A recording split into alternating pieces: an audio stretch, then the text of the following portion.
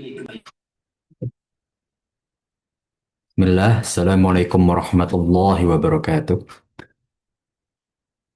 Alhamdulillahi wa kafa, wassalatu wassalamu ala rasulillahi mustafa, wa ala alihi wa ashabihi, wa man tabi'ahum bi ihsanin ila yaumiddin, amma ba'd.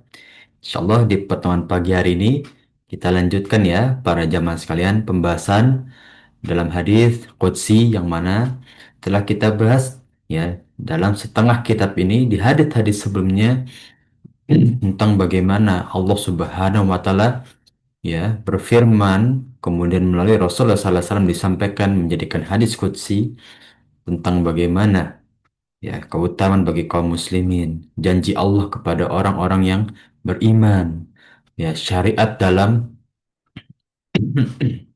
berinfak ya. Kemudian kita diperintahkan untuk selalu bertaubat dan seterusnya. Ya, maka di hadis Al-Hadi Asyar, ya, hadis ke-11 tentang bagaimana al-qadar syarri wal khair.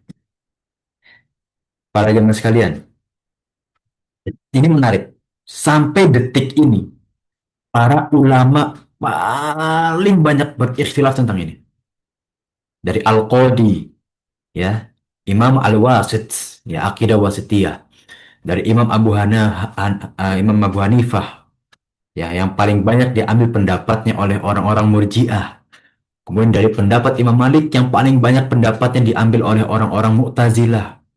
Kemudian dari pendapatnya Imam Ahmad bin Hambal yang paling banyak diambil oleh ulama-ulama ya abad pertengahan ya seperti Imam Al-Ghazali ya sampai imam-imam terakhir yang paling banyak diambil adalah pendapat Imam Ahmad. Kemudian yang lain-lainnya Imam Syafi'i yang paling banyak diambil oleh ulama-ulama tarekat atau ilmu laduni dan seterusnya. Kenapa? Karena saking banyaknya pendapat dan saking biasnya ini.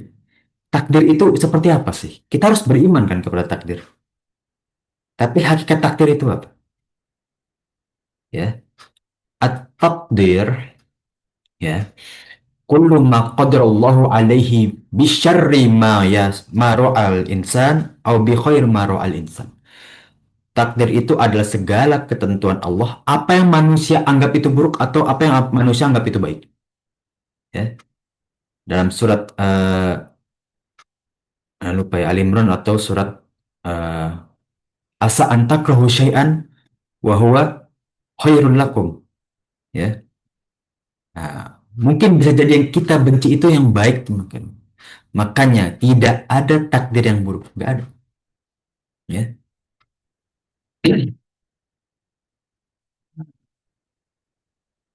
Wa ma khalaqul jin, ana lupa ya ayatnya. Fi ahsani taqwim itu salah satu takdir bahwa Allah menciptakan segala bentuk manusia, makhluk Allah itu sebaik-baiknya. Maka tidak ada ya Allah kenapa, mohon maaf ya, ini sekali saya tunanetra, saya catat begini. Itu yang terbaik buat Anda. Walaupun jangan, oh ya udah kita biarin aja enggak ya. Tetap ta'awan al birri wal wat taqwa. Kita selalu eh, saling tolong menolong ya dalam kebaikan dan dalam ketakwaan ya. Tapi itulah bentuk dari takdirnya Allah ya. Maka kita masuk ke dalam sebetulnya takdir itu apa sih? Bagaimana sih proses terjadinya takdir dalam kehidupan kita? Ingat para jemaah sekalian, ada dua, at-tasbih wa masyiah.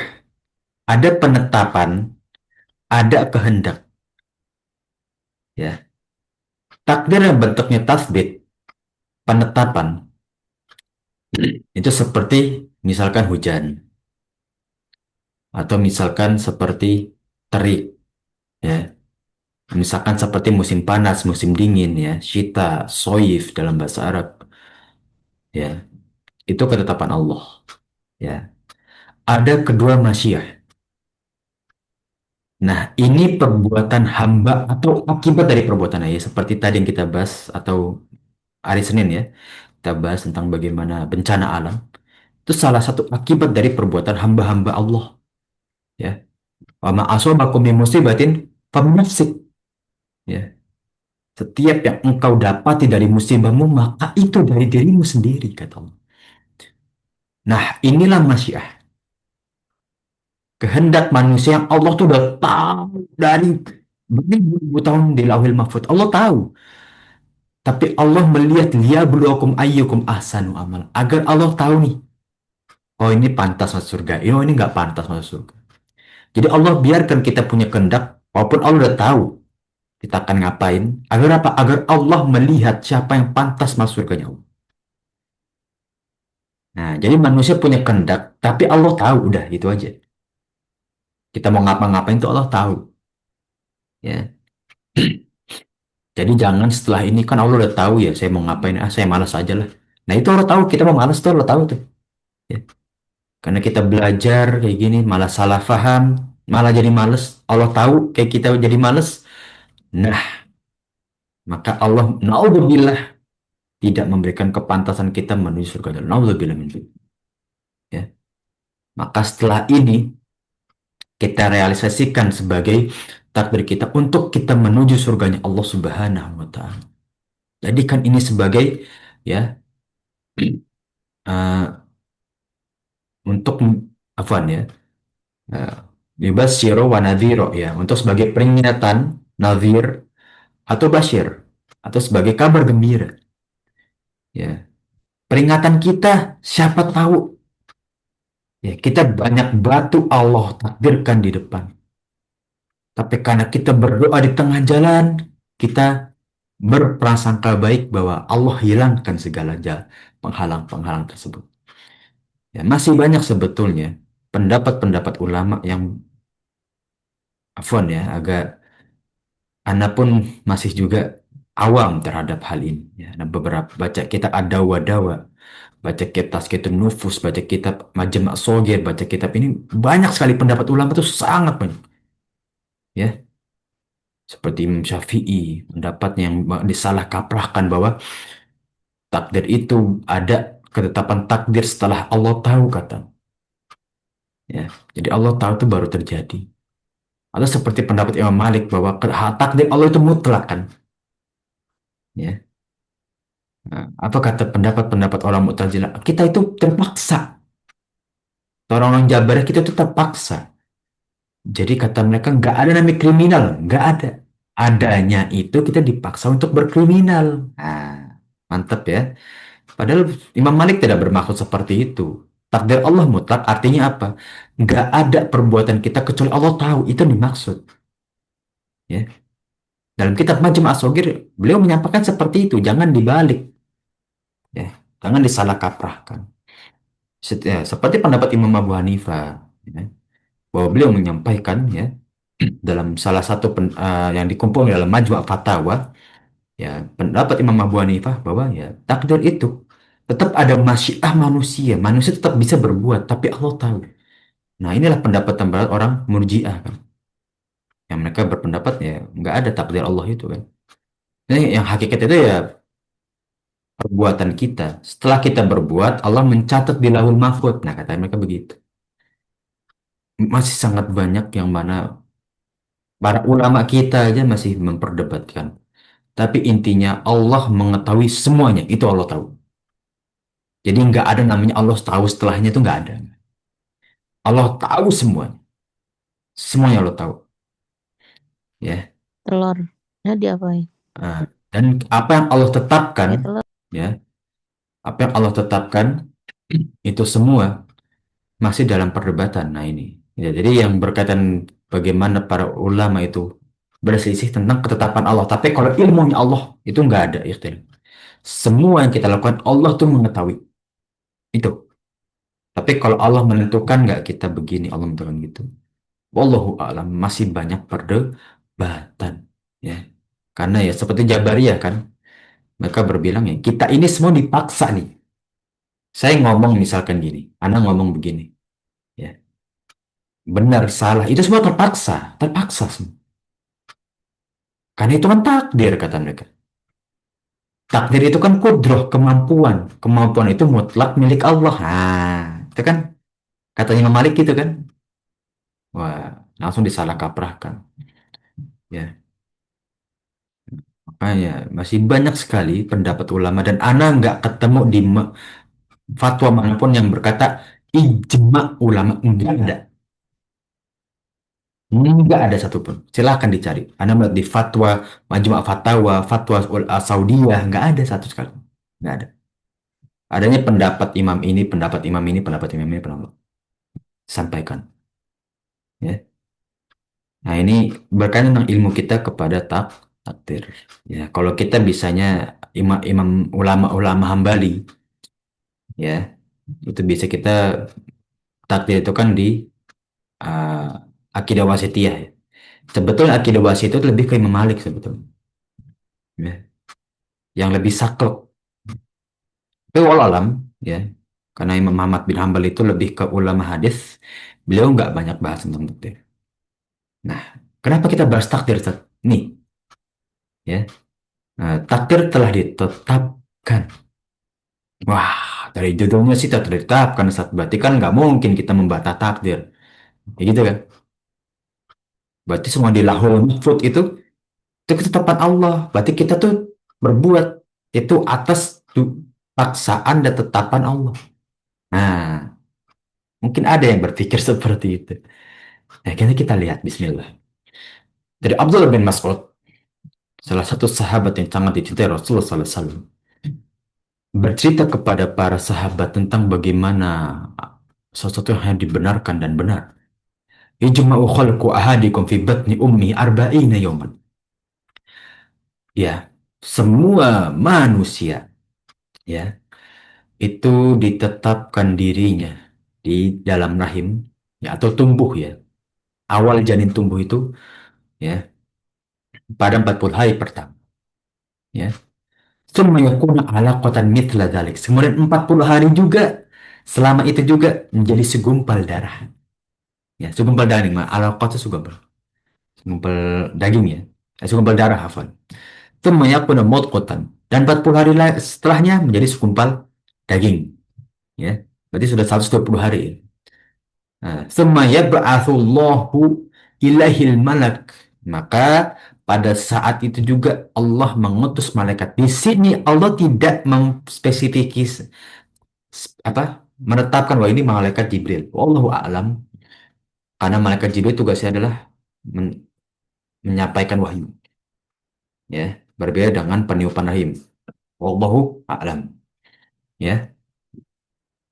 Nah, Fayuk maka diperintahkan kepada malaikat itu bi arba'i kalimat tentang 4 perkara,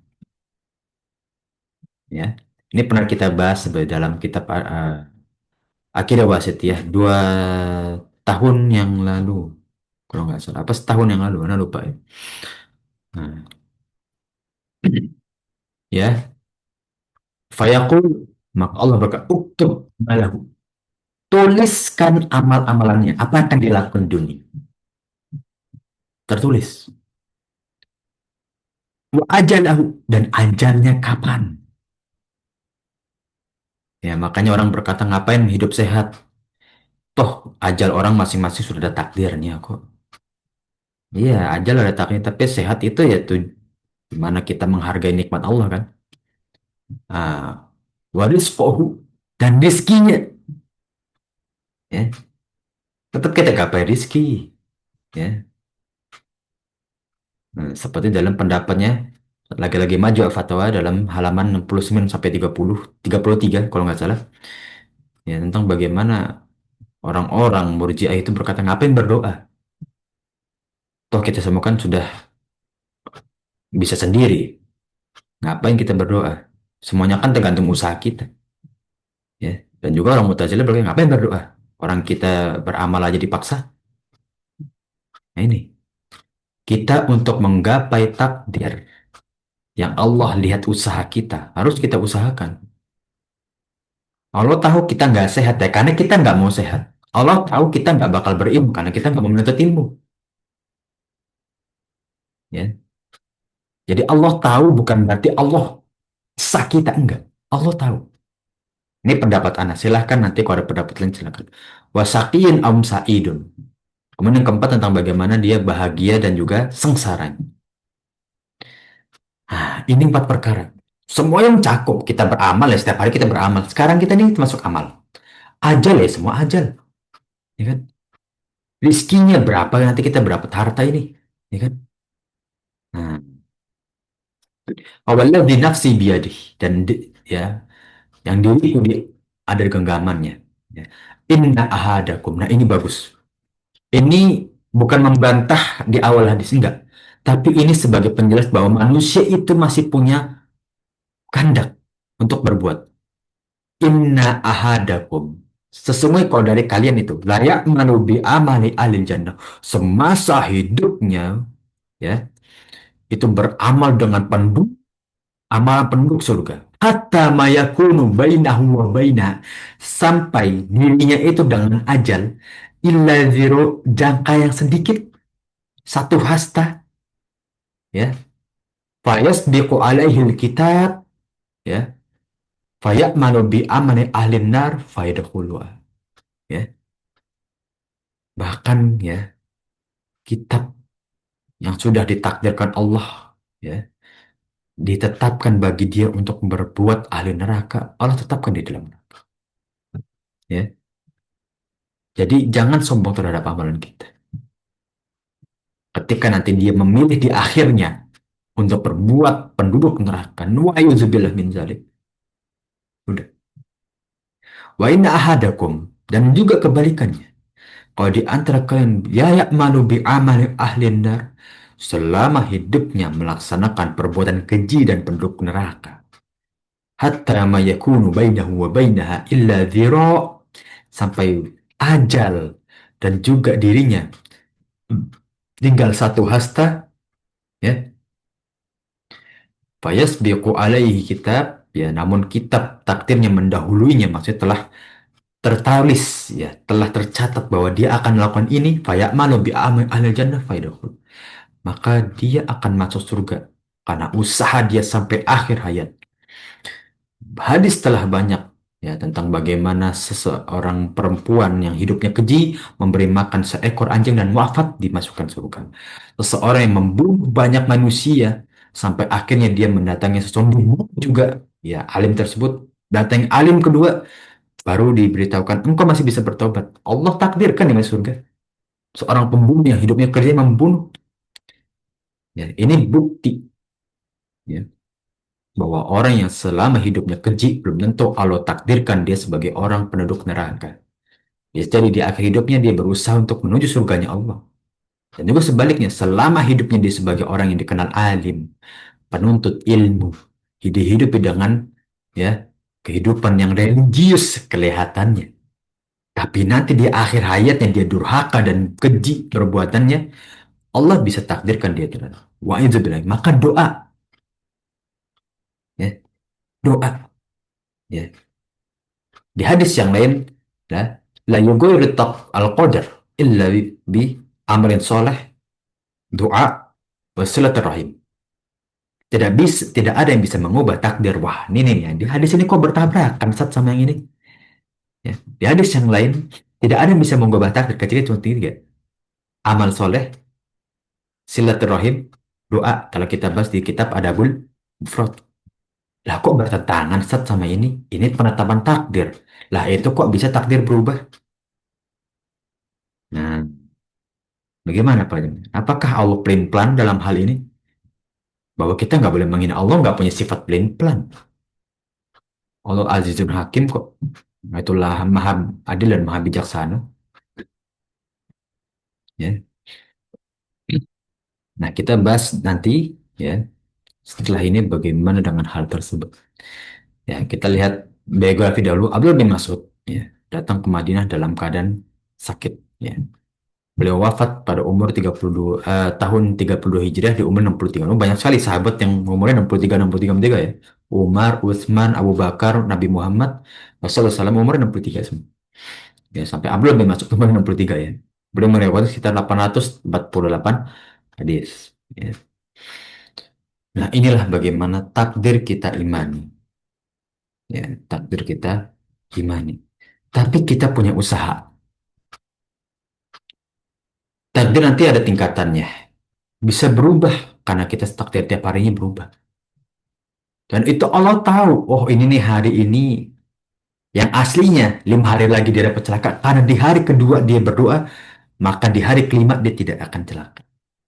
Allah tahu dia lauhil mahfud, tapi takdir setiap harinya bisa berubah. Maka takdir nanti ada tingkatannya. Maka terkesan pelin-pelan ya. Ya itulah Allah alimun wa Allah ya'lamu wa antum la ta'lamun. Allah itu maha mengetahui, kita tuh nggak ada mengetahui. Makanya ada ibadah itu kan ada mahdoh wa goyro mahdoh. Ibadah itu ada yang bisa dinalar dengan akal, ada yang nggak bisa dinalar dengan akal. Takdir itu salah satu ilmu syar'i yang paling sulit dinalar dengan akal. Makanya imani itu aja. Nah, kita masuk ke unsur fikih yang pertama tentang bagaimana fase penciptaan manusia.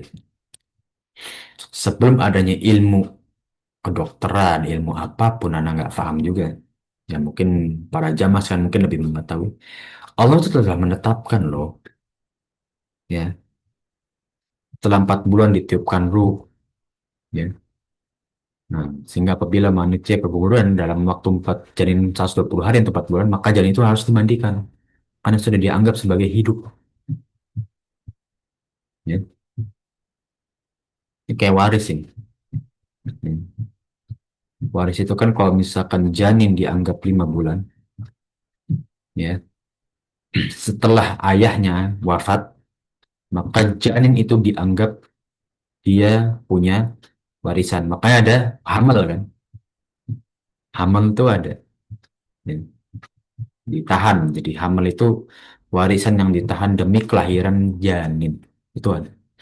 Ini sama dengan hadis ini juga. Kalau misalkan janin itu 120 hari atau 4 bulan, dia gugur, maka dimandikan selayaknya bagaimana manusia. Ya. Karena dia nanti di hari akhir akan dijadikan jasad yang dipanggil dan dihisap oleh Allah Subhanahu. Hmm.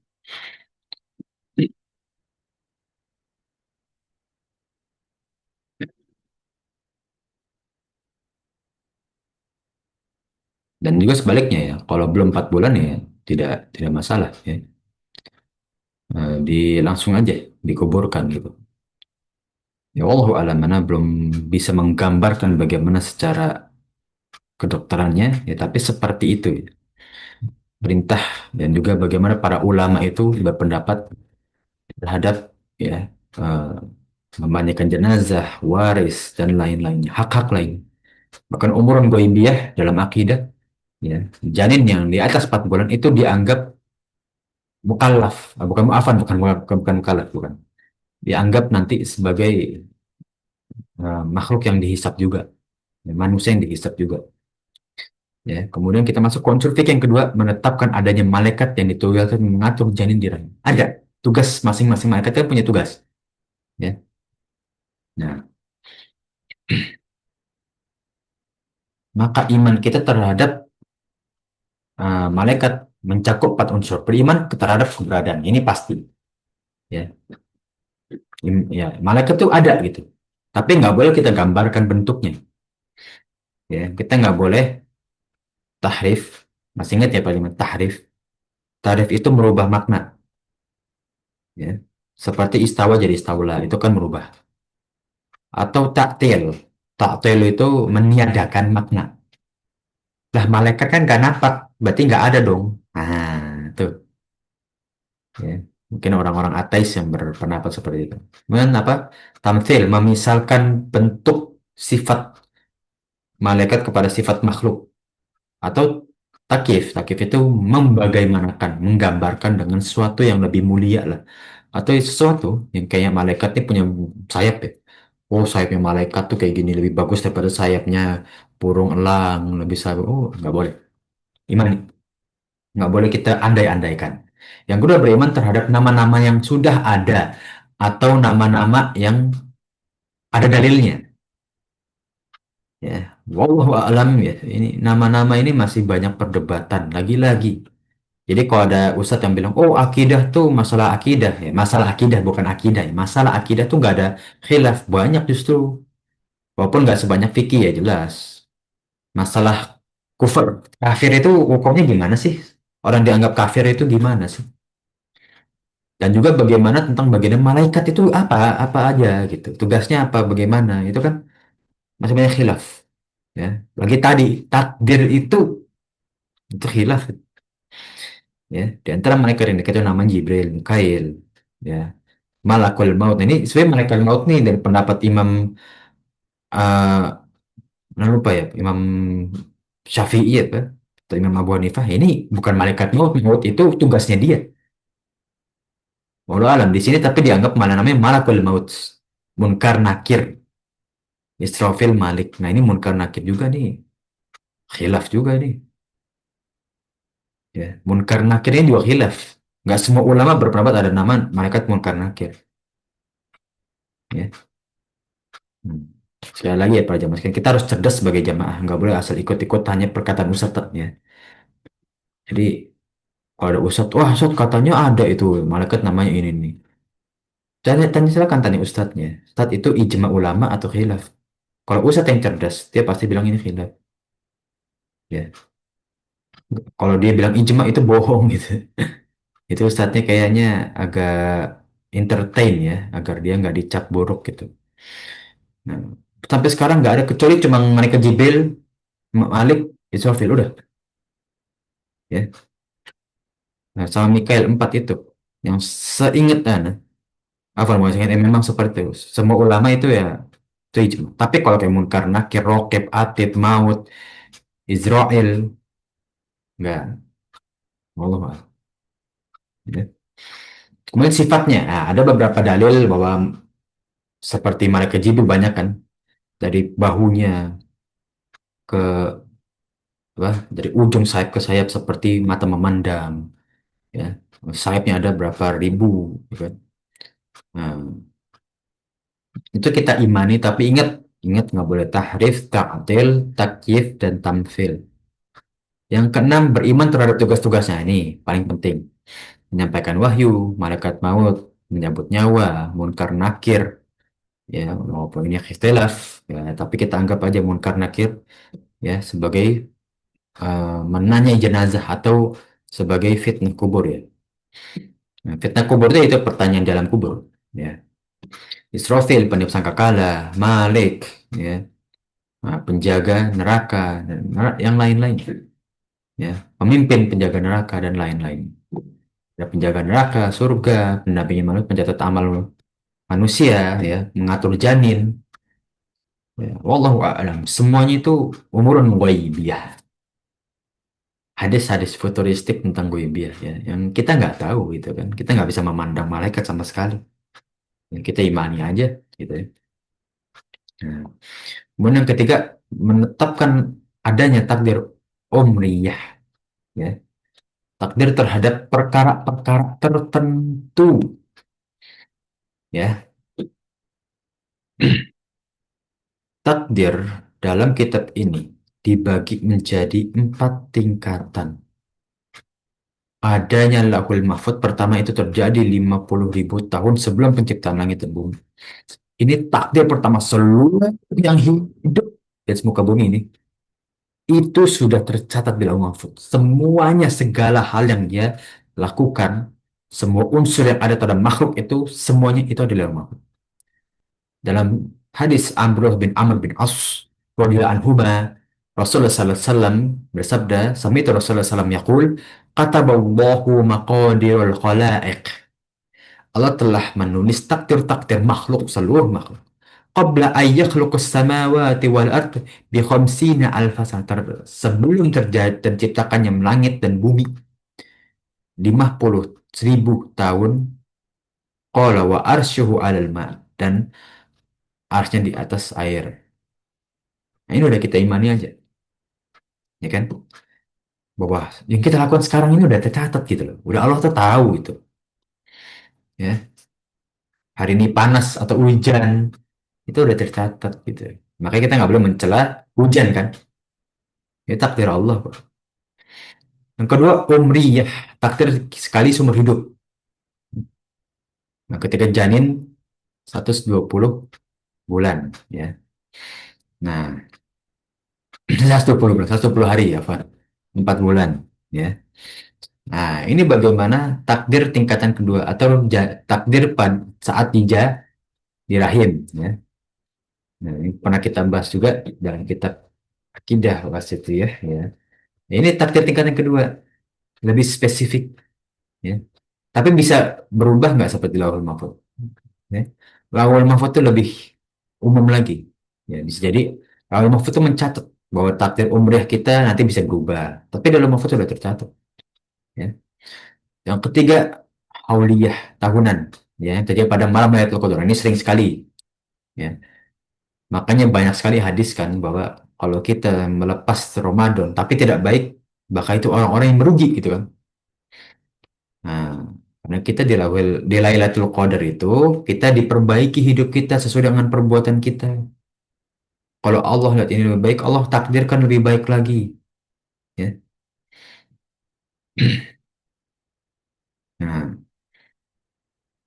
dengan rezekinya, ajalnya, apa yang terjadi sampai tahun kembali Lailatul Qadar kembali, ya. Nah, ini jadi pendapatnya Al-Hafiz itu kafir, ya. Rahimallahu ta'ala. Nah, ini bagaimana kita melihatnya. Kita tetap punya kuasa untuk beramal, ya. Jangan lupa ya, para jamaah sekalian. Tapi jangan lupa juga semua itu masih ada maharim ya atau himanya. Masih ada batasan yang Allah tentukan, ya. Dan semuanya Allah tahu, tapi kita diberi pilihan, ya. Kalau kita ingin berbuat baik, ya Allah beri pilihan yang baik, ya. Kalau kita ingin dari awal sudah malas berbuat buruk, ya sudah. Buruk sudah takdir kita. Yang keempat, ya, yaumiyah. Setiap hari. Nah, ini nih, ya, takdir-takdir yang setiap hari bisa kita berubah walaupun sudah tercatat pada lauh mahfuz. Karena apa? Kita setiap hari berubah. Esok hari harus lebih baik lagi. Ya. Dan semua empat takdir ini berkaitan dengan amal kita, doa kita, silaturahim kita, kebebasan kita dalam beramal. Kita punya kebebasan dalam beramal, tapi Allah tahu. Maka kita nggak boleh malas agar apa? Agar kita pantas di hadapan Allah masuk surga nggak? Gitu ya. Jadi jangan, udah takdirnya nih. Hari ini Allah takdir males ya. Udahlah, males aja lah. Kan di lauh mahfuz kan anak males gitu. Ya, itu kan karena perbuatan kita sendiri males. Tapi Allah nggak memaksa kita males. Ya kan? Lihat Fir'aun. Takdir syariahnya apa? Beriman. Tapi dia milih kauniyahnya apa? Dia pilihan dia apa? Kafir, durhaka, syirik lagi. Ngaku-ngaku Tuhan lagi. Ya, bedakan para jemaah. Harus bisa deh bedakan. Yang keempat, takdir telah ditetapkan. Ya. Nah, amal, rizki, ajal, celaka, bahagia, ya, esok hari bagaimana itu udah ada di lawan mahfuz. Ya. Jadi, nah ini sebenarnya agak sedikit bias ini kalimatnya. Sehingga seseorang tidak perlu berlebihan dalam mencari rezeki semaksimalnya. Tapi jangan sampai lupa tujuan kita akhirat. Udah gitu aja. Ya. Berusaha mencari rezeki ini betul. Berusaha mencari rezeki ini betul. Karena usaha merupakan sebab. Nah, ada sebab kita mendapatkan rezeki Allah. Allah tentunya rezeki ini. Ya. Tapi kalau nggak diambil ini, udah Allah tunda itu rezekinya. Karena kita nggak mau usaha. Ya. Nah, kita harus yakin bahwa Allah kita tetapkan ya, bahwa kita sudah ditetapkan Allah seperti ini. Ya, meskipun Allah sudah menetapkan kita, ada Allah sudah tahu, ya. Tapi kita harus tetap mencari sebab agar apa? Takdir kita ini ya berjalan lurus dengan amal kita. Ya. Ini makanya masih khilaf ya. Bahasanya aja sebenarnya masih rancu tadi tuh. Berjalan lurus gitu. Seakan-akan penyebabnya adalah kita bukan Allah. Tapi itulah sebetulnya ya Allah tuh memberi kita pilihan. Walaupun ada yang kalau nggak beri pilihan, misalkan kita udah usaha tapi ujungnya gini aja. Ya sudah ini memang Allah takdirkan kayak gini, ya. Karena Allah nggak beri koridor di luar itu, gitu ya. Hmm. Seperti dalam ya, hadis ya Ali radhiyallahu anhu, Rasulullah sallallahu alaihi wasallam bersabda, qala Rasulullah sallallahu alaihi wasallam, "Ma minkum min ahadin illa wa qad kutiba maq'aduhu minan nar." Tidak ada di kalian kecuali Allah telah menentukan tempatnya di neraka. Wa maq'aduhu minal jannah, dan tetapnya di surga. Qalu, ya Rasulullah, afala natakkilu ala kitabina wa nad'u amal. Ya Rasulullah, kata para sahabat, ya, kami kalau itu pasrah aja terhadap takdir. Dan kita nggak perlu beramal. Nah, qul i'mal fakulu muyassarun lima khuliqa lahu. Ya. Nah, beramalah karena setiap amal orang atau hamba itu akan mempermudah, ya, untuk dia menggapai takdir, ya, merealisasikan takdir lah. Bisa jadi Allah tunda takdir karena dia nggak mau usaha. Nah, ini jadi bias lagi kan. Nah, amma man kana min ahli sa'adah, ya. Dan barang siapa yang dari orang-orang yang berbahagia, ya, fayusarru li amali ahli sa'adah, maka akan dipermudah, ya, aman-aman untuk penghuni surga. Wa amma man kana min ahli syaqa, dan barang siapa yang orang-orang yang dari penghuni celaka neraka, fayusarru li amali ahli al-syaqawah, ya. Dan akan dipermudah untuk jalan menuju neraka, ya. Maka kita optimis, ya, kita berjalan dengan penduduk ahli surga. Tapi di sisi lain kita takut bahwa kita ini masih dalam penjalannya orang-orang penduduk neraka. Wa izubillah min zalik. Thumma qara bil ayah, afaman fa amma man a'ta wattaqa wa saddaqa bil husna fasanuyassiruhu lil yusra. Dan barang siapa yang beriman dan beramal soleh, maka Allah tetapkan dalam surganya Allah. Atau Allah permudah, ya, hisabnya. Kalau unsur fikih yang kelima dalam hadis ini, tidak boleh merasa bangga terhadap amalannya. Ya. Wa ma ramaita its ramaita walakinallaha rama. Dan kamu melempar sejatinya bukan engkau yang melempar, tapi tetapi itu Allah yang melempar. Artinya apa? Kita melempar sesuatu, beramal sesuatu, berbuat kebaikan itu atas takdir dan kehendak Allah.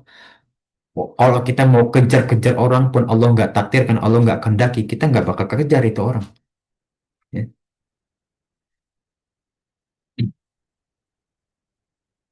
Nah, inilah bagaimana salah satu dari pendapat perkataan Imam Nawawi. Ya, yang dimaksud khas tadi perumpamaan tentang kedekatan dari kematian dan akhir hidup seseorang. Makanya, innamal a'malu bil khawatim itu sangat-sangat mendefinisikan bahwa amal kita itu dihitung dari akhirnya. Dilihat nih, orang penduduk neraka itu di akhir apa di apa penduduk neraka dan surga itu di akhirnya. Ya. Nah, maka jangan pede dulu kalau kita sekarang ini banyak beramal. Nanti kok misalkan kita takutnya, khauf kita di akhir Allah takdirkan, nauzubillah min zalik.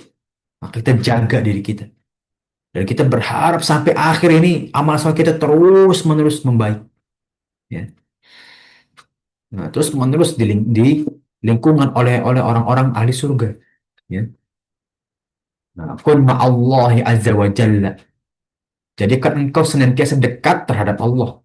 Qabla amali wa ba'dal amal. Sebelum kita beramal dengan bismillah, ingat terhadap kekuasaan Allah, tawakal kepada Allah. Setelah beramal, kita serahkan semuanya kepada Allah. Jangan banyak menyesal, jadikan pelajaran, tapi kita ingat bahwa ini yang Allah tetapkan. Sudah, kita udah berusaha.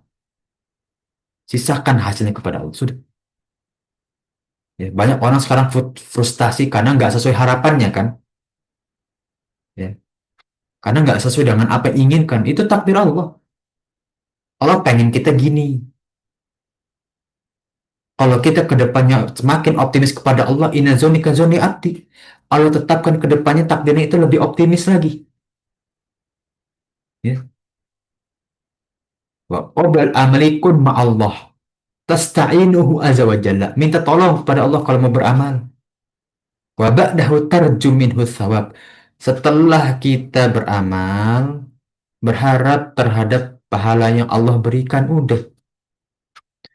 Sebelum kita beramal, minta tolong ya Allah, bismillah nih, semoga ujiannya bagus nilainya, keterima di kampus A, B, C, ya Allah, semoga punya anak soleh. Berharap. Setelah melihat, oh Masya Allah anaknya soleh, oh Masya Allah, Alhamdulillah keterima. Ya Allah, semoga dengan doa tadi dapat pahala. Lah kok doanya dunia bisa dapat pahala? Doa itu ibadah. Ya. Masih ingat pada zaman kan di hadis yang sangat banyak dalam adab mufrad, doa itu ibadah. Ya. Walaupun untuk kebutuhan kita pribadi loh. Ya. Jangan pelit doa. Ya. Seperti yang kita doakan kepada saudara-saudara kita di Sumatera, doakan yang terbaik. Ya. Hmm. Dan itu juga kembali kepada kita. Ya. Yang keenam tidak boleh putus asa dalam rahmat Allah. Ya. Nggak boleh kita putus asa. Ya. Kita harus roja, berharap. Ya. Walaupun kita nggak tahu, kita nggak bisa memastikan, tapi kita berharap. Taubat belum tentu dimaafin sama Allah. Belum tentu diterima, tapi kita berharap diterima. Ya. Amal soleh kita, ya, diterima nggak? Belum tentu diterima. Sholat kita belum tentu diterima. Ya. Tapi kita berharap itu semoga diterima. Ya kan? Nah, segalanya kita berharap. Ya. Bahkan surga neraka kita berharap kita ditarik dari Allah masuk surga. Ya, Bismillah udah masuk surga udah. Jangan oh kayaknya ya saat ya kalau hitung-hitung sih kayak masuk. Udah enggak udah. Bismillah ano optimis masuk surga. Udah optimis harus optimis. Ya. Nah, maka kita tuh nggak boleh memvonis orang yang masih hidup surga neraka ini. Bahkan sudah mati pun kita nggak tahu amalan kita nggak nampak dari orang yang sudah meninggal tersebut. Bisa jadi yang kita tampak dari orang tersebut adalah perbuatan buruknya aja. Perbuatan baiknya nggak nampak. Dan juga sebaliknya bisa jadi orang yang nampak perbuatan baiknya, justru banyak perbuatan buruk yang tidak tampak. Jadi nggak boleh kita memvonis seseorang buruk dan baiknya. Kita boleh mengkoreksi orang, boleh mengkritik, boleh saran, boleh. Tapi kita nggak boleh menjudge orang ini baik buruk. Ini orang keji ini. Wah, Anda yang berkata seperti itu, udah pasti Anda lebih baik daripada dia. Udah pasti nanti di surga derajatnya lebih tinggi. Atau udah pasti orang itu neraka, ada surga. Atau bahkan sebaliknya justru. Bisa memastikan nggak? Rasulullah pun nggak bakal bisa memastikan, apalagi Anda. Ingat perkataan Anda. Ya. Nah, sangat ini ya, makanya mulut itu seperti pisau bermata dua kan. Kalau nggak menusuk orang lain ya menusuk kita udah gitu aja. Ya. Dan bisa orang yang kita tusuk itu dia akan membalas, dia akan menusuk kita di suatu hari nanti. Jangan sampai. Makanya hati-hati. Ya. Nah, seorang muslim tidak boleh memvonis pelaku dosa, apalagi mengkafirkan. Ya. Nah, makanya Anda sedikit setuju ini, silahkan para zaman setuju atau tidak. Kita sudah belajar. Tapi jangan mudah, oh kamu nak kafir, kamu ini enggak. Jangan deh. Karena dakwah kita itu dicap sebagai panitia surga neraka kan. Oh tuh Wahabi itu orang yang panitia surga neraka itu ya. Dikit-dikit kafir, dikit-dikit kafir, dikit-dikit ini, dikit. Jangan mempermudah siapa sih yang mempermudah kafir dan tidak itu. Bahaya loh. Para ulamanya khilaf kok kita bisa kok sosok ngafirin orang. Oh tuh nggak sah, nggak ini. Tahu nggak sah dari mana? Ya. Coba lihat rukunnya terpenuhi nggak? Kalau rukunnya terpenuhi, berarti masih bisa ada peluang sah. Lihat haji umroh. Ada perusak, ada pembatal, beda dulunya. Oh sekarang orang banyak sekali, oh ini nggak sah ini. Oh ini dosa ini enggak. Hati-hati para jemaah sekalian. Kita bilang aja gini, oh ini setahu saya sih nggak boleh. Ya, kita takutnya terkena dosa. Takutnya terkena dosa. Tapi jangan kita vonis. Oh ini pendosa. Woi, Masya Allah tuh omongan melebihi para rasul jadinya kan. Nah, karena bisa jadi hari ini seseorang melakukan dosa, hari akhirnya dia melakukan tobat dan nafsunya jadi penduduk surga. Dan sebaliknya orang yang menjudge tadi, walaupun dicap sebagai alim, penduduk neraka surga nih kayaknya. Di akhir hidupnya, di peluangan kekejian, Allah jadikan dia penduduk neraka. Karena Allah bilang mencari. Ya. Hati-hati dalam beramal. Ini sering sekali saya, ya. Kita banyak kesalahan para jamaah sekalian. Dakwah kita itu paling banyak salahnya itu di ya dua-duanya ya. Ustadz juga banyak salahnya, jamaah juga banyak salahnya. Kenapa Ustadz banyak salahnya? Ada beberapa Ustadz yang menurut Anda penyampainya kurang maksimal sehingga para jamaah sekalian terlalu saklek terhadap suatu pendapat. Ya. Nah, ketika Ustadz menyampaikan suatu pendapat yang masih ada khilafnya, harus wajib sekali, Anda bilang ini wajib ya. Wajib sekali Ustadz itu menyampaikan ini khilaf. Ada pendapat lain, tapi walau alam ana merojihkan. Nah, merojihkan itu menguatkan ini pendapat ini loh. Paham ya, para jamaah sekalian ya. Ini kenapa Anda tekankan sekali lagi ya, agar kita menjaga mulut kita dari memvonis orang ya. Oh kata Ustadz Firanda ini tuh nggak boleh. Oh ini berarti sesuatu nggak sah ini. Kalau Ustadz Firanda ditanya gitu aja mungkin Ustadz Firanda jawabannya juga berbeda. Oh ini tetap bisa sah kalau ada pendapat lain. Nah, ingat yang kedua ya dari sisi jamaah, para jamaah harus cerdas dalam mencerna atau menyerap ilmu yang disampaikan para asatidzah. Karena masalah fikih itu masalah khilaf ya. Nah, kata Imam Soleh Fauzan ya, dalam pembahasan sholat taraweh, wahada amrun wasi. Ini masalah yang luas. Taraweh loh luas.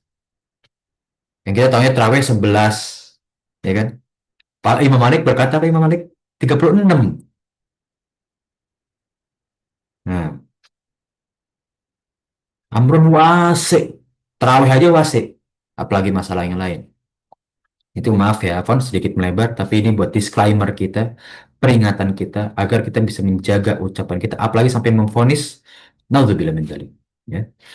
Yang ke-8, amalan tergantung pada penutupnya ini. Innamal a'malu bil khawatim. Amalan itu kita lihat dari finishnya.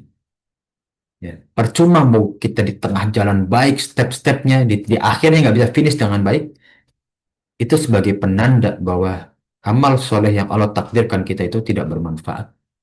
Sudah, habis di akhir itu. Rusak semua amal soleh kita. Ini menunjukkan agar kita nggak boleh sombong.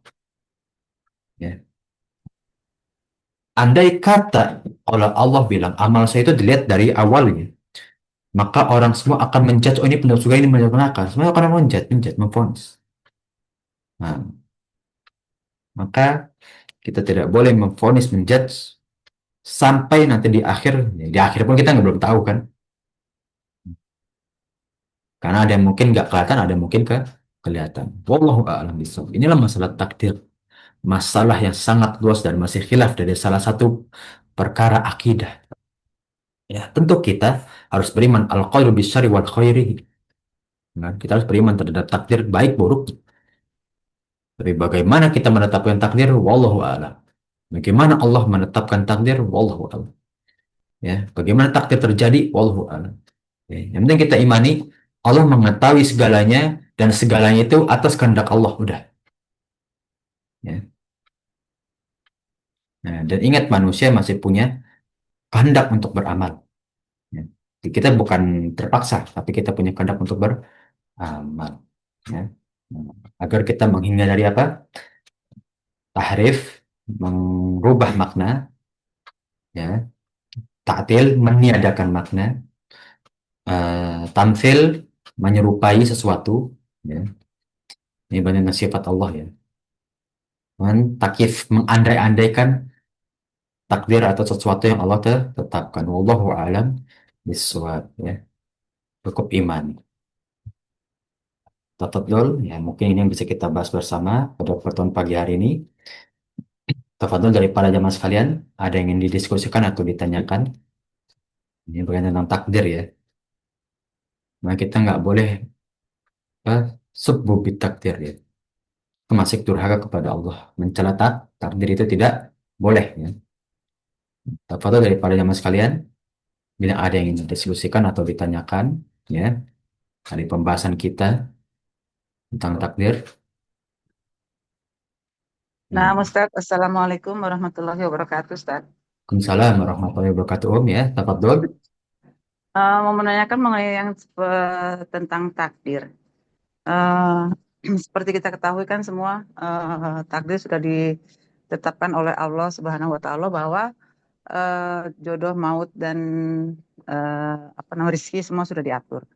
Nah, tentang kalau misalkan saya mau tanya, suka suka dilema nih Ustadz tentang jodoh. Misalkan eh, ada seorang perempuan yang misalkan katanya belum belum ada jodohnya, sementara pada saat ada seorang laki-laki yang tadinya itu orang sudah berusaha, orang tuanya sudah berusaha untuk menemukan lelaki untuk pasangannya, terus dia nggak mau, terus apalagi namanya, kayaknya hatinya tertutup gitu loh Ustadz untuk mau menerima orang-orang yang sudah kita kita kita tunjukkan gitu, sementara Hmm. eh, orang tua tersebut sudah mendoakan agar dibukakan, diberikan orang yang untuk jodoh untuknya. Tapi kalau misalkan dia sudah berkomitmen, enggak ah.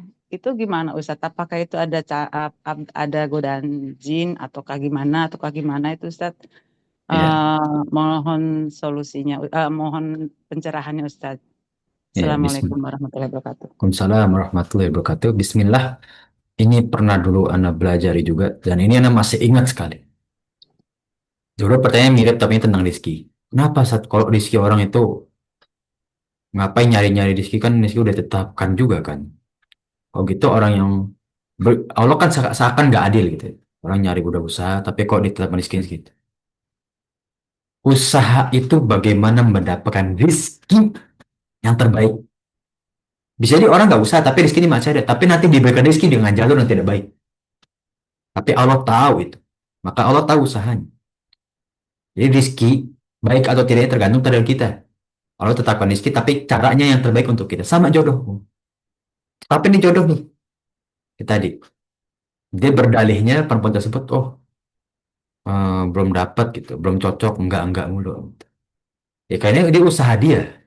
Kalau nanti dia memang dengan usahanya tidak dapat jodoh yang baik, ya dan belum ketemu jodoh yang sebenarnya Allah takdirkan, cerai sekali dua kali, mbak nggak, bukan akhirnya persepsi di tentang nikah, nanti dapat jodohnya dia jalani penjodohan itu dengan tidak baik. Wah itu bilang tadi. Nah, makanya ada namanya dalam takdir itu akhdhu bil asbab, usaha untuk mendapatkan rezeki atau takdir yang baik, ya. Jadi harus seimbang antara usaha dan doa. Agar apa? Usaha kita ini diridhoi Allah untuk mendapatkan takdir yang baik. Dan doa tanpa usaha, takdir nggak bakal nyampe. Nanti Allah tentuin ini takdirnya di waktu yang terburuk. Nah, paham ya, ya? Nah, jadi ketetapan Allah dalam takdir itu nggak boleh lepas dari keusahaannya manusia. Karena Allah tahu nih orang ini pantas dapat jodoh yang baik. Allah tetapkan karena dia berusaha. Dan Allah menentukan ini orang dapat rizki yang baik karena Allah tahu ini pantas dapat rizki dan dia bisa menjaga rizkinya dan dia bisa menggapai rizkinya dengan jalur yang halal. Allah kasih. Karena Allah tahu hamba ini mampu dan pantas. Nah, insya Allah terjawab Om ya. Atau masih bingung nih ya. Hmm. Kadang-kadang suka suka masih masih apa ya, memang karena berpikiran nggak apa lagi namanya, masih mungkin mungkin belum ikhlas kali ya, karena Hmm. kok begini kok begitu gitu loh, sementara kan kita sudah maksudnya kita nanya nih, ini maunya kayak apa, maunya kayak gini gini gini. Nah, udah Hmm. kita sebagai orang tua mendoakan, terus kemudian pas dimajukan, enggak ah, enggak ah. Jadi kayaknya matanya itu seakan-akan melihat orang itu sisi buruk semua. Seperti gini, kayak kemarin ada dari Ustadz Khalid itu membuka untuk apa namanya, ta'aruf. Terus begitu pas dia lihat profilnya yang peserta pengikutnya, ah orangnya begini, orangnya begitu, nggak mau ah.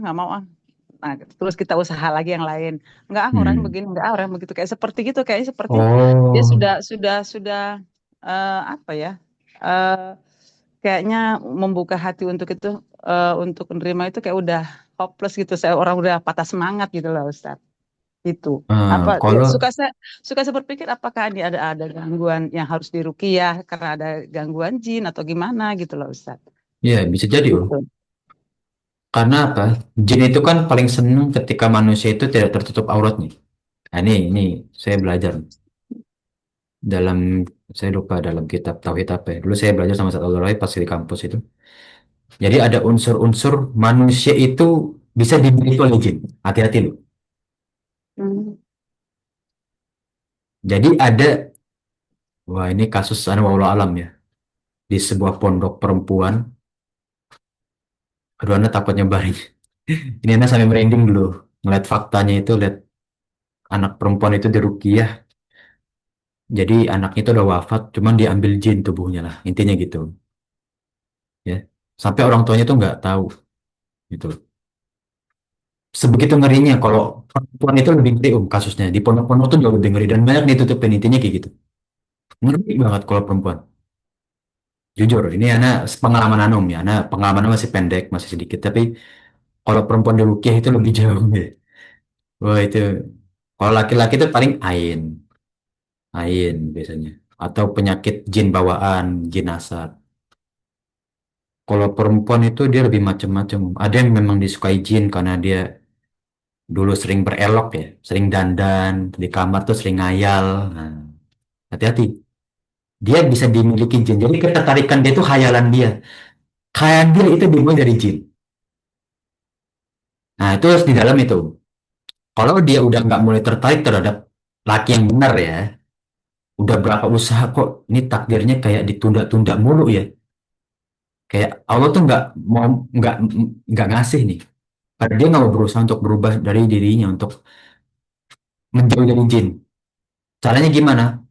Pertama, biasakan dia banyak ketemu orang-orang baik, soleh.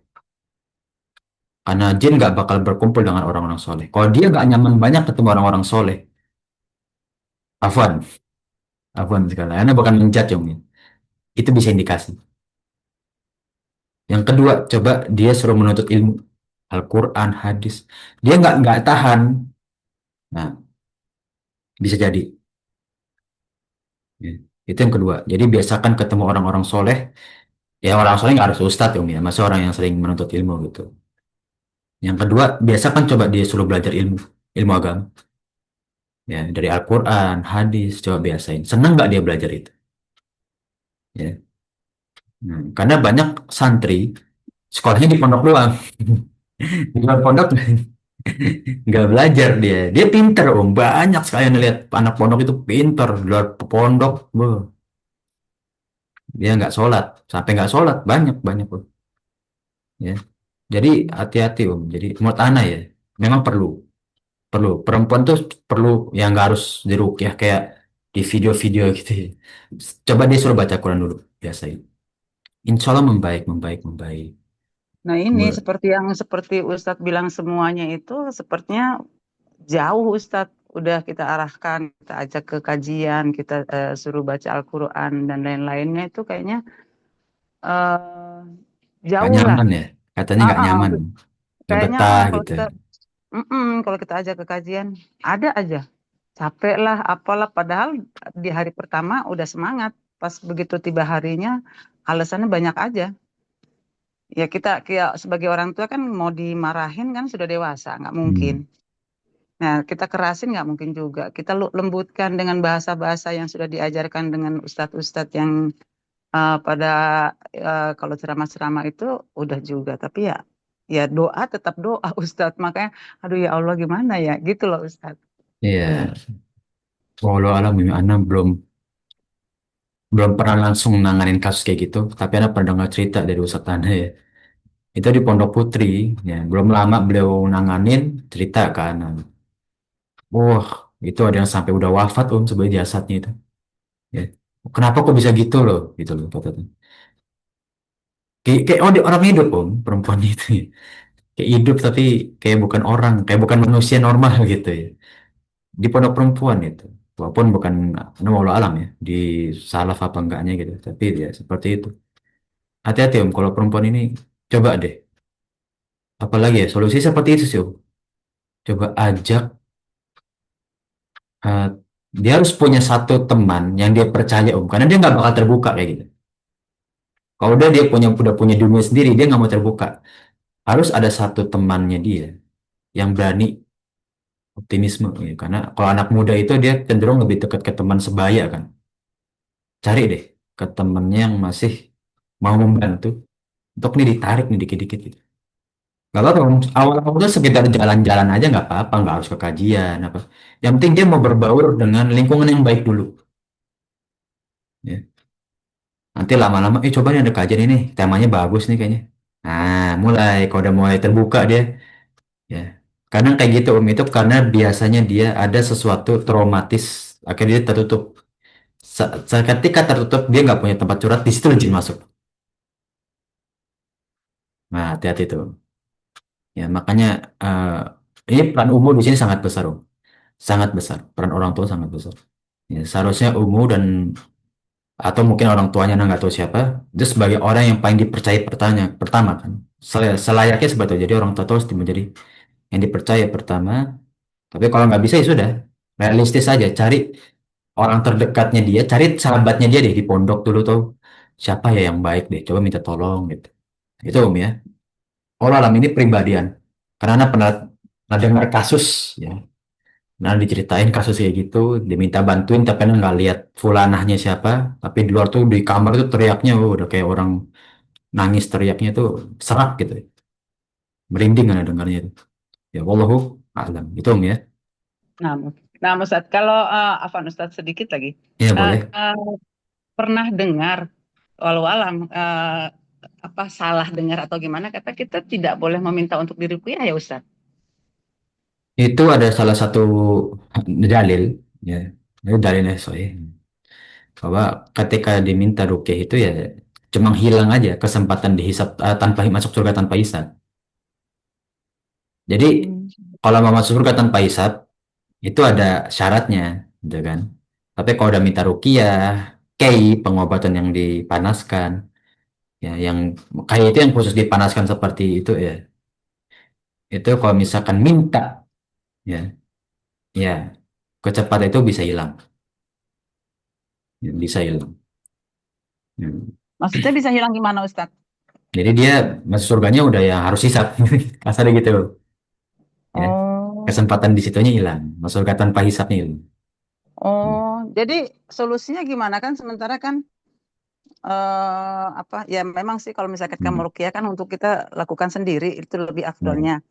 Cuman kan kalau misalkan seperti itu kan ada rasa-rasa ketakutan juga, takut kenapa-napa gitu loh. Hmm. Kalau bukan pada sama ahlinya, ibarat seperti itu Ustaz. Itu berlaku juga nggak seperti itu Ustaz? Apa namanya, masuk surga tanpa hisab? Ya, ada yang ulama mutakhirin, ulama zaman sekarang itu bilang ini ditakutkan untuk menjauhi dari masuk surga tanpa hisab. Ada yang langsung mensaklek kayak imam-imam ulama-ulamanya Imam Malik itu nggak langsung langsung ke tutup gitu. Nah, Hmm. wallah alam, mana waktu itu belajar pas di pondok, ya itu menjauhkan bisa jauh udah gitu. Tapi menurut anak pribadi Oh. Om, sekarang kebutuhan untuk beramal soleh itu lebih butuh daripada insya Allah kita masuk surga lah, surga insya Allah. Yang penting sekarang ini anak bener dulu gitu lah kasar gitu. Nggak apa-apa minta minta rukiah minta. Kalau mau tanah nggak apa-apa. Kalau itu udah butuh, sudah. Insya Allah berikan rukhsah kok. Allah berikan keringanan kok. Ya. Tafat menurut anak ya, ini permuatan anak pribadi Om. Tafat. Kan itu lebih urgent Om. Dan ini kan masih perdebatan ulama juga kan. Ya, siapa tahu sebetulnya itu cuma menjauhkan aja, tapi tidak meniadakan gitu kan. Kalau jauh kan berarti masih ada peluang, tapi sulit gitu kan. Nah, nggak apa-apa minta rukiah Om, karena dari dahulu Anda nggak pernah, ini Anda sekalipun Anda bantu rukiah Umi, Anda kan nggak pernah rukiah langsung. Anda bantu rukiah ustadz-ustadz Anda itu nggak bisa satu satu santri atau satu orang dirukiah satu orang itu langsung berhasil enggak. Bisa jadi ini di ustadz ini berhasil di ustadz ini enggak, ya. Karena rukiah itu tergantung yang merukiah juga. Nggak apa-apa minta rukiah, ya ustadz-ustadz yang berkompeten atau ustazah yang berkompeten, apa minta rukiah. Ya, wallahu alam ya ini nih ya, pendapat Anda Umi. Itu lebih urgent Om, karena itu menurut Anda lebih urgent. Ya kan kita nggak mau ya ibadah terhalangi karena nikah ini sedikit melebar. Nikah itu tuh hukumnya ada 5 kan. Wajib, sunnah, mubah, makruh, haram. Kalau dia udah taraf wajib tapi dia nggak mau, nanti dia menyalurkan syahwatnya kepada sesuatu yang haram, nah kan naudzubillah itu lebih urgent mana gitu kan. Nah, itu dalam ilmu usul fikih kita lihat ya makosidnya itu lebih tuju yang mana gitu. Nah itu Om ya. Nah, mungkin yang pendapatannya yang bisa Anda tambahkan kembali. Nah, Ustadz, syukron Ustadz. Ya, afan wa ya Om ya. Nah, itu yang insya Allah yang terbaik ya Om ya. Nah, mungkin Amin. Amin. Insya Allah dari jamaah yang lain, tafadhol, ya ada yang mau bertanya atau ada yang disampaikan. Ya, nggak apa-apa, waktu masih sedikit lagi, nggak apa-apa. Terus sudah cukup insya Allah ya, para jamaah sekalian. Nah, materi pada pagi hari ini. Nah, insya Allah kalau sudah cukup, ya kita akhiri pertemuan kita pada pagi hari ini, yang mana insya Allah ilmu yang kita tempuh menjadi amal jariah kita di sisi Allah Subhanahu wa Ta'ala dan menjadi pemberat amal soleh kita di hari akhir. Amin ya Rabbal alamin. Ya. Nah, insya Allah kita bisa bertemu dengan umatnya Rasulullah Sallallahu Alaihi Wasallam dengan keadaan dosa-dosa kita telah diampuni, amal soleh kita dilipat gandakan, dan menuju pintu surga yang kita inginkan ya. Amin ya Rabbal alamin. Ya, mungkin sekali lagi kita Amin. ingatkan, Rabbal alamin. ya, mungkin sekali lagi kita bersama-sama mengingat ya bahwa kita masih ada saudara yang lagi kesulitan, diuji oleh Allah. Semoga dipermudah urusannya dan diganti dengan yang lebih baik dengan sebanyak-banyaknya dan sebesar-besarnya. Amin ya Rabbal alamin. Ya. Ana minta maaf, astaghfi ya dari kekurangan dan kesalahan, kekeliruan yang kita bahas bersama atau dari ucapan dari diri Ana yang kurang berkenan. Sekali lagi Ana minta maaf. Ya, walhamdulillahirabbil alamin. Barakallahu fikum. Nakhtatim kita tutup dengan doa kafat majlis. Subhanakallahumma wa bihamdika asyhadu an la ilaha illa anta astaghfiruka wa atubu ilaik.